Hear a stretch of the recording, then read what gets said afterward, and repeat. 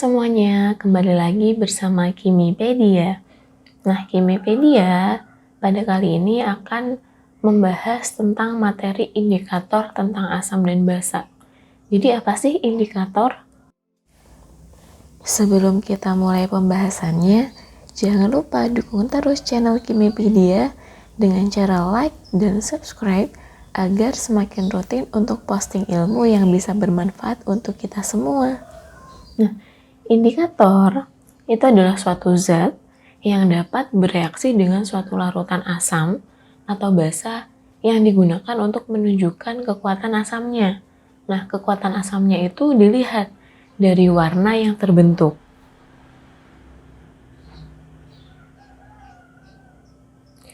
Jadi misalkan nih, ketika suatu indikator kita teteskan kepada jus jeruk.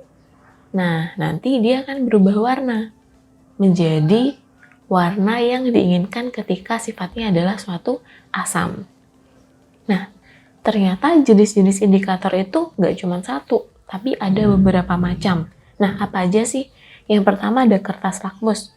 Kita semua sudah tahu ya, apa itu kertas lakmus. Kertas lakmus itu hanya dibagi menjadi dua. Ada kertas lakmus merah dan kertas lakmus kertas lakmus biru.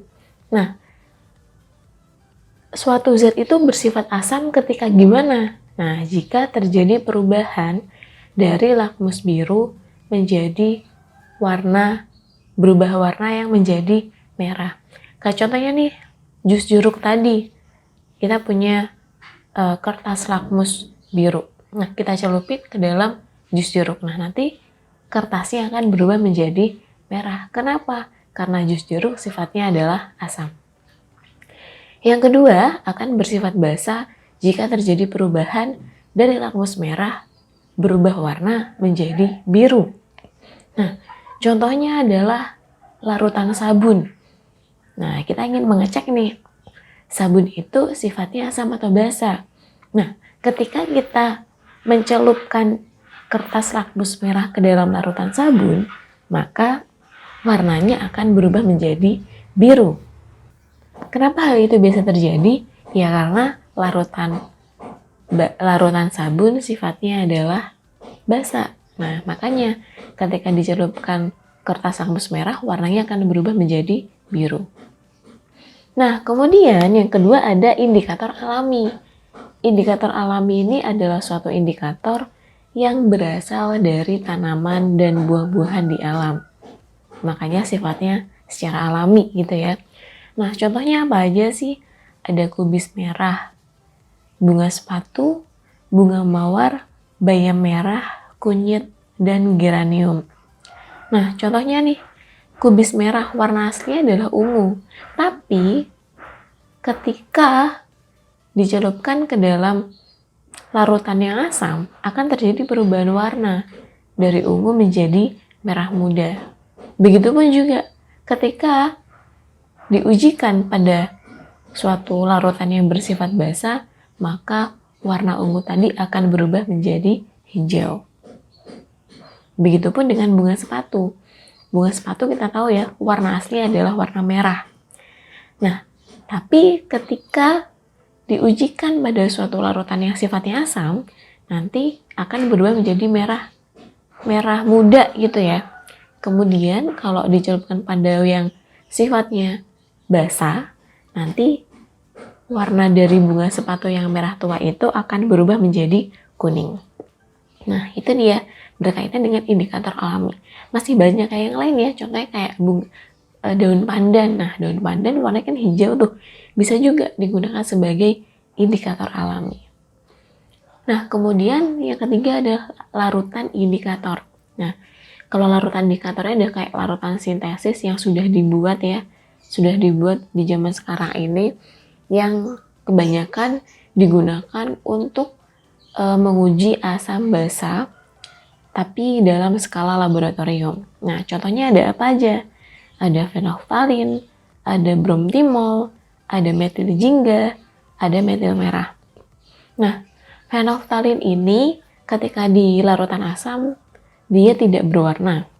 Ketika di larutan basa warnanya akan menjadi merah muda. dengan rentang pH-nya adalah 8,3 sampai 10. Nah, berarti indikator fenolftalin ini bisa digunakan untuk menguji larutan yang sifatnya adalah basa. Karena kalau kita lihat rentang pH-nya adalah rentang basa.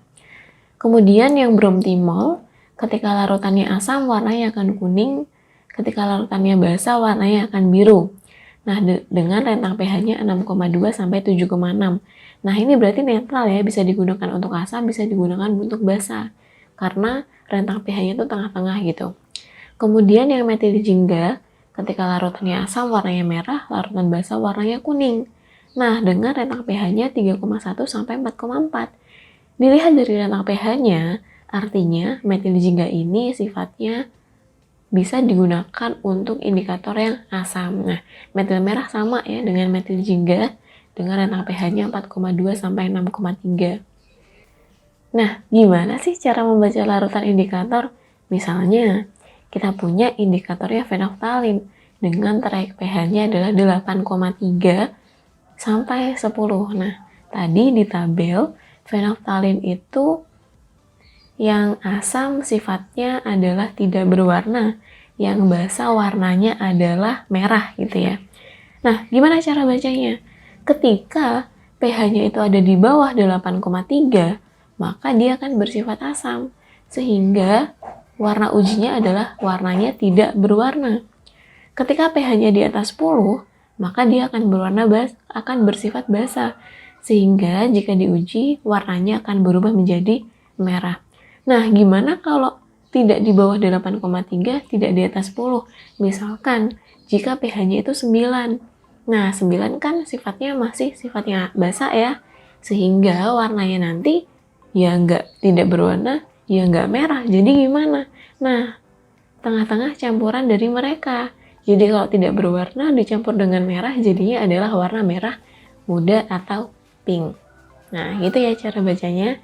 Jadi kalau tidak di antara 8,3 atau 10, berarti kita cari yang warna tengahnya.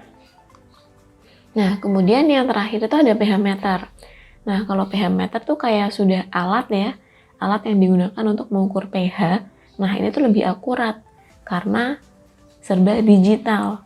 Nah, sehingga nanti langsung diketahui angkanya berapa. Nah, dari angka itu kan kita bisa tahu nih, oh ini tuh senyawa asam atau senyawa basa atau senyawa netral. Gitu. Nah, terima kasih sudah menonton video kali ini. Jangan lupa subscribe, like, dan komen. Jangan lupa untuk mengikuti sosial media Kimipedia yang lain ya.